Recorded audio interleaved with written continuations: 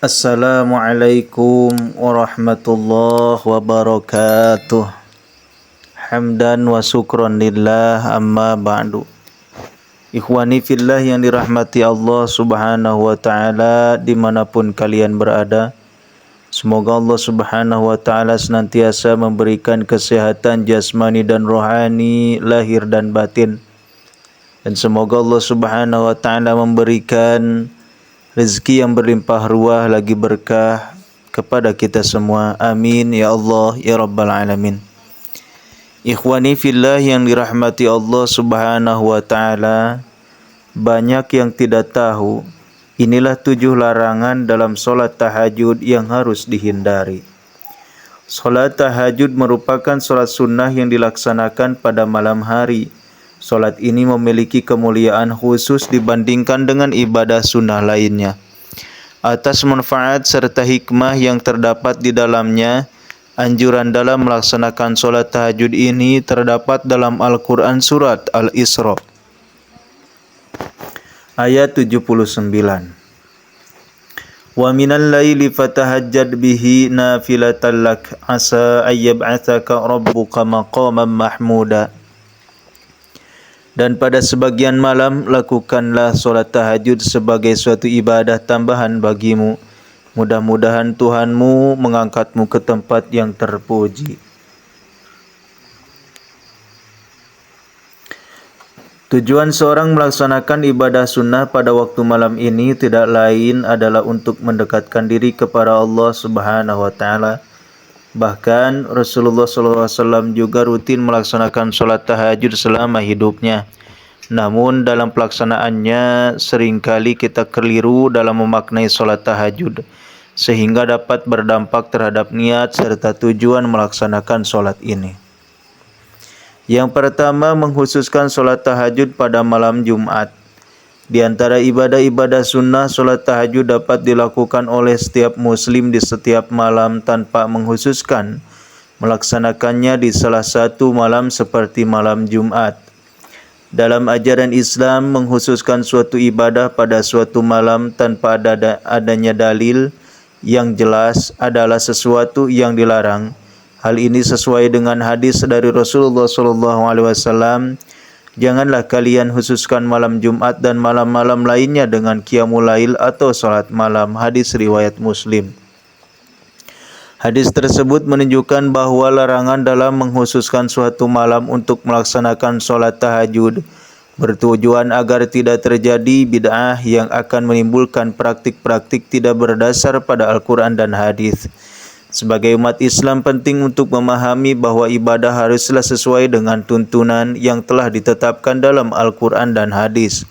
Dengan memahami larangan ini, diharapkan umat Islam dapat menjalankan ibadah tahajud dengan lebih konsisten pada malam-malam lainnya, tanpa mengkhususkan satu malam tertentu. Yang kedua, solat tahajud saat mengantuk. Pada masa hidupnya Rasulullah SAW pernah menegur Zainab dikarenakan terlalu memaksakan diri dalam beribadah, termasuk sholat tahajud. Sewaktu itu Rasulullah mendapati sebuah tali yang dibentangkan antara dua tiang. Ketika beliau bertanya pada sahabat, tali apakah itu? Para sahabat menjawab, tali itu adalah milik Zainab yang digunakan untuk bersandar ketika kelelahan saat melaksanakan sholat berlama-lama. Melihat kejadian tersebut, Rasulullah bersabda, lepaskanlah tali itu, kalian harus sholat ketika dalam keadaan segera. Jika kelelahan maka tidurlah. Yang ketiga, sholat tahajud secara berlebihan.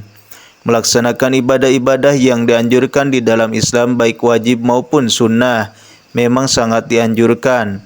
Akan tetapi ketika beribadah tersebut berlebih-lebihan ternyata tidak diperbolehkan oleh Rasulullah.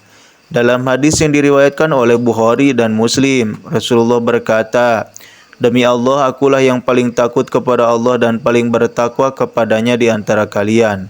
Tapi aku kadang berpuasa dan kadang tidak. Aku mengerjakan sholat malam dan juga tidur.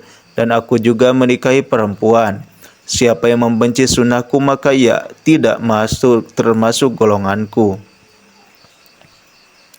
Yang keempat, sholat tahajud tidak konsisten. Menjalankan ibadah dengan tidak konsisten seperti mengerjakannya pada beberapa waktu dan meninggalkannya secara tidak teratur dapat mengurangi keberkahan dan manfaat spiritual yang diperbolehkan dari ibadah tersebut, yang diperoleh dari ibadah tersebut. Rasulullah memberikan perumpamaan tentang seorang yang awalnya rajin dalam menjalankan sholat tahajud, namun kemudian meninggalkannya. Terdapat dalam hadis beliau yang berpesan pada Abdullah bin Amr bin As yang artinya, "Wahai Abdullah, jangan kamu seperti si fulan ini, dulu ia rajin sholat malam lalu sekarang ia meninggalkan bangun malam." Yang kelima, sholat tahajud dengan tujuan mengejar dunia. Niat beribadah yang tercampur dengan motif dunia dapat mengurangi keikhlasan dalam beribadah. Dalam hadis Rasulullah SAW bersabda, apabila salah seorang di antara kalian bangun malam lalu hendak mengerjakan sholat malam, janganlah ia menyebutkan perkara-perkara duniawi dalam sholatnya, dan janganlah ia berdoa kecuali untuk meminta kebaikan saja atau memohon perlindungan dari kejahatan. Yang keenam, sholat tahajud tapi meninggalkan kewajiban lainnya. Islam mengajarkan keseimbangan dalam menjalankan dan tanggung jawab dalam keluarga serta kewajiban bekerja. Jika seseorang terlalu sibuk dengan ibadah malam sehingga mengabaikan tanggung jawab kepada keluarga, maka hal ini tidak dibenarkan. Dalam bertanggung jawab terhadap keluarga, Rasulullah SAW pernah bersabda, "Sebaik-baik kalian adalah yang paling baik kepada keluarganya, dan aku adalah yang paling baik kepada keluargaku." Salat tahajud sangat dianjurkan, namun hal itu tidak boleh mengganggu kewajiban lainnya seperti mencari nafkah untuk keluarga. Yang ketujuh, salat tahajud dengan tujuan menyebarkan kesombongan dan riya. Salat tahajud adalah salah satu ibadah yang paling rentan karena terkena riya. Seorang hamba mungkin bangun di malam hari untuk salat bukan karena Allah Subhanahu wa taala, tapi karena ingin dipuji oleh orang lain. Ini menjadi peringatan bahwa larangan dalam ibadah tahajud juga meliputi upaya menjaga niat yang ikhlas semata-mata untuk Allah. Riya atau kesombongan adalah penyakit hati yang dapat merusak keikhlasan dalam beribadah. Penting untuk menjaga keikhlasan dalam beribadah, termasuk dalam melaksanakan sholat tahajud. Ibadah yang dilakukan dengan niat ikhlas semata-mata untuk Allah akan mendapatkan pahala yang besar di sisinya. Oleh karena itu, menyebarkan kesombongan dan riya dalam melaksanakan tahajud adalah tindakan yang tidak dianjurkan dalam agama Islam. Wallahu a'lam bishawab. Wassalamualaikum warahmatullahi wabarakatuh.